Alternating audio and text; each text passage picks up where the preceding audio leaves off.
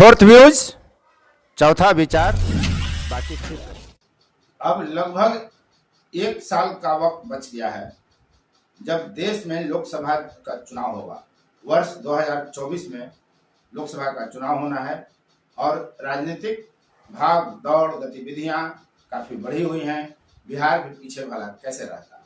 बिहार तो ऐसे भी राजनीति का माहिर स्थान माना जाता है, जहां जर्रे जर्रे में राजनीति है, बच्चा बच्चा राजनीति जानता है।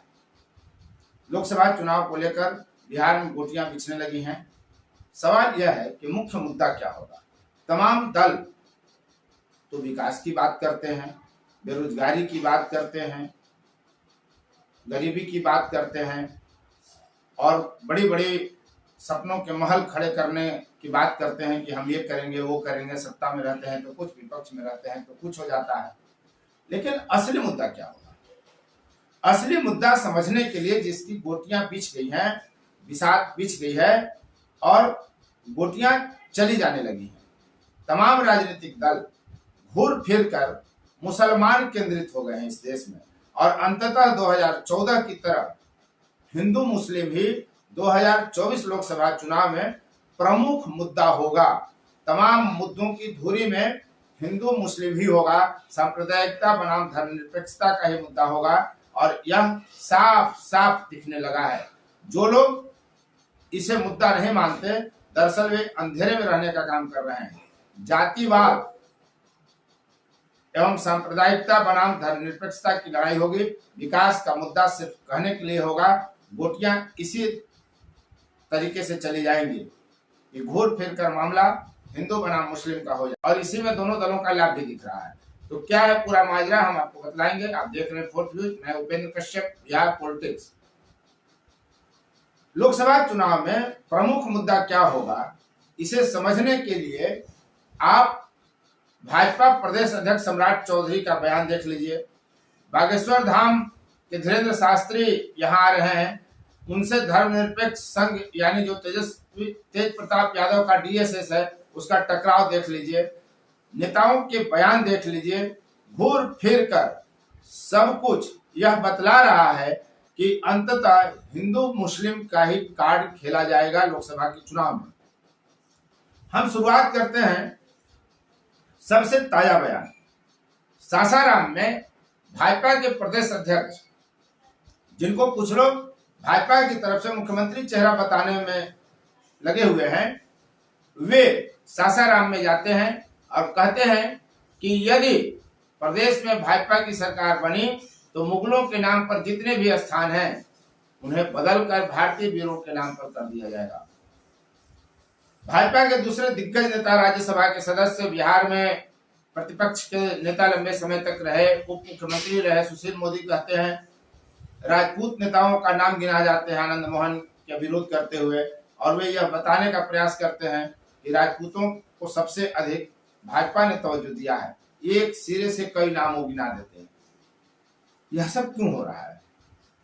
दोनों ही मुद्दों को आप देखिए तो एक धर्म और दूसरा जाति से जुड़ा हुआ है। स्वाभाविक है कि सम्राट चौधरी के बयान को विपक्ष सांप्रदायिक बताएगा, धर्मनिरपेक्ष नहीं बताएगा। लेकिन जो सत्ताधारी दल है, राजद है, क्या वो धर्मनिरपेक्ष व्यवहार करती है? क्या जदयू धर्मनिरपेक्ष व्यवहार करती है? गिरिराज सिंह कहते हैं कि मुसलमानों को खुश करने के लिए कुछ नेता कुछ भी बयान दे रहे हैं। अगर हिम्मत है तो आडवाणी की तरह धीरेन्द्र शास्त्री को भी गिरफ्तार करके दिखाए सरकार। एक विशेष समुदाय को गांधी मैदान में आयोजन की अनुमति दे दी जाती है और बागेश्वर धाम के धीरेन्द्र शास्त्री को रोका जाता है।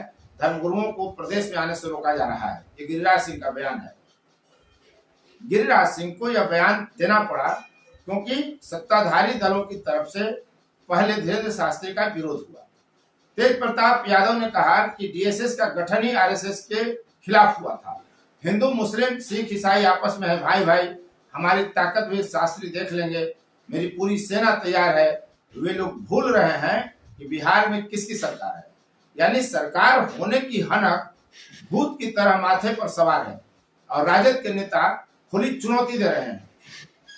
इससे पहले कार्यक्रम तय होने के तत्काल बाद तेज प्रताप यादव ने कहा था कि अगर बाबा मुस्लिमों हिंदुओं को लड़वाने के लिए आएंगे तो हम पटना एयरपोर्ट पर घेराव करेंगे। तो चीजों को समझना पड़ेगा। विपक्ष जो बिहार में है और जो सत्ता पक्ष है, दोनों ही जो बयान दे रहे हैं वो घूर फिर कर मुस्लिम केंद्रित हो रहा है। एक को मुसलमान का वोट हर हाल में 100% चाहिए और दूसरे को हर हाल में मुस्लिम विरोध में तमाम हिंदुओं का वोट चाहिए। भाजपा हिंदू मुस्लिम इसलिए करती है कि वो जानती है कि महागठबंधन के जातिवाद के सामने भाजपा का जातिवाद नहीं टिकेगा।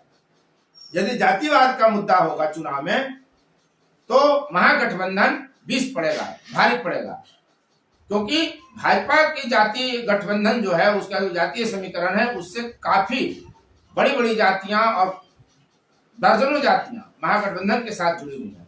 इसलिए भाजपा सांप्रदायिकता का कार्ड खेलेगी जबकि महागठबंधन जातिवाद का।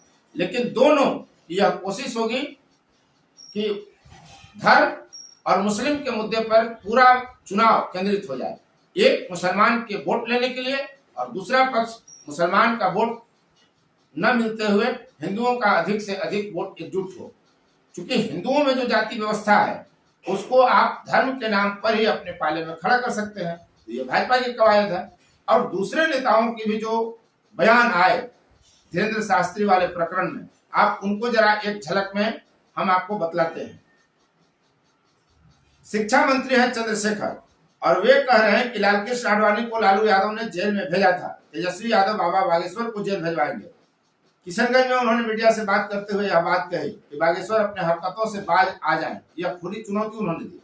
प्रदेश अध्यक्ष राजद के हैं जगदानंद सिंह, वे कहते हैं कि शास्त्री जैसे लोगों को सलाखों के पीछे डाल देना चाहिए। यह बेहद दुर्भाग्यपूर्ण है कि वह जेल में नहीं है, यानी शास्त्री धीरेन्द्र शास्त्री जो है वो जेल में नहीं है। यह दुर्भाग्यपूर्ण स्थिति है। भाजपा बिहार में सांप्रदायिक गुंडों को खड़ा कर रही है। इस देश के लोगों की संतों पर बहुत आस्था है, लेकिन भाजपा उसे नष्ट कर रही है। पप्पू यादव जन अधिकार पार्टी के सुप्रीमो हैं, पूर्व सांसद हैं राजेश रंजन और पप्पू यादव। वे कहते हैं कि धीरेन्द्र कृष्ण शास्त्री के बिहार में धार्मिक आयोजन पर उन्होंने आपत्ति जताई, कहा कि ऐसे बाबाओं को चाइना बॉर्डर पर भेज देना चाहिए, बिहार में इनके लिए कोई स्थान नहीं है।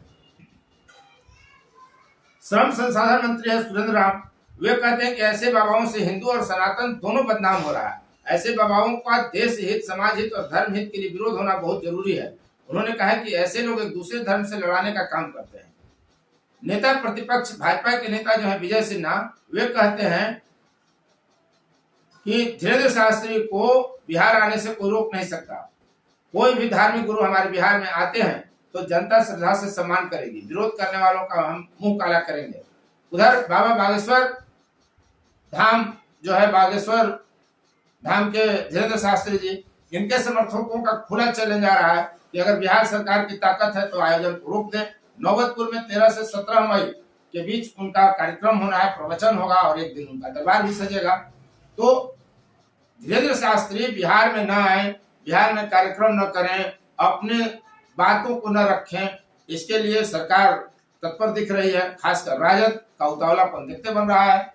तेज प्रताप यादव खुली चुनौती दे रहे हैं, यानी दोनों पक्षों के बीच टकराव होना तय माना जा रहा है। बड़ा दिलचस्प होगा जब धीरेन्द्र शास्त्री बिहार आएंगे और सरकार उनका विरोध करेगी। सरकार का एक घटक दल राजद, जो प्रमुख घटक दल है, जदयू से बड़ी ताकत है, उसका रवैया क्या होगा, उसकी प्रतिक्रिया क्या होगी, क्या सरकार कार्रवाई करती है, यह देखना दिलचस्प होगा। लेकिन जो बयान आ रहे हैं नेताओं के, चाहे सम्राट चौधरी हो, चाहे गिरिराज सिंह हो, चाहे सुशील मोदी हो, चाहे तेज प्रताप यादव हो, चाहे महागठबंधन राजद और जदयू के दूसरे तमाम नेताओं का बयान खंगाल के देख लीजिए, गूगल में कर लीजिए।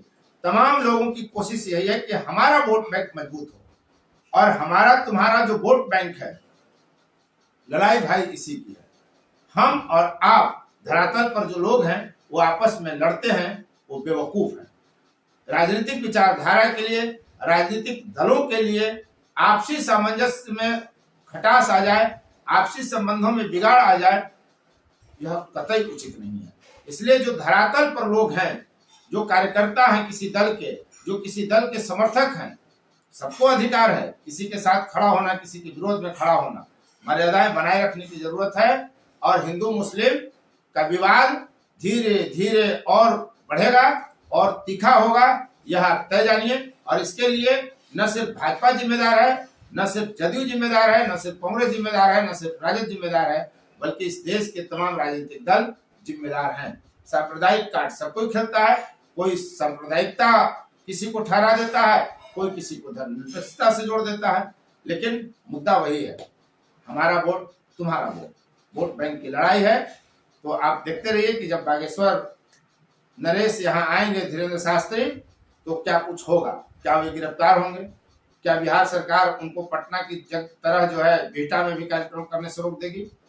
बहुत कुछ होने वाला है, चुनाव है, और चुनाव में तो कहता ही है नेता हमारा कि प्रेम, युद्ध, राजनीति में सब जायज है। देखिए कि कितना जायज हमको आपको नाजायज तरीके से प्रभावित करता है और बिगाड़ता है समाज को। इस पर आप नजर रखिए।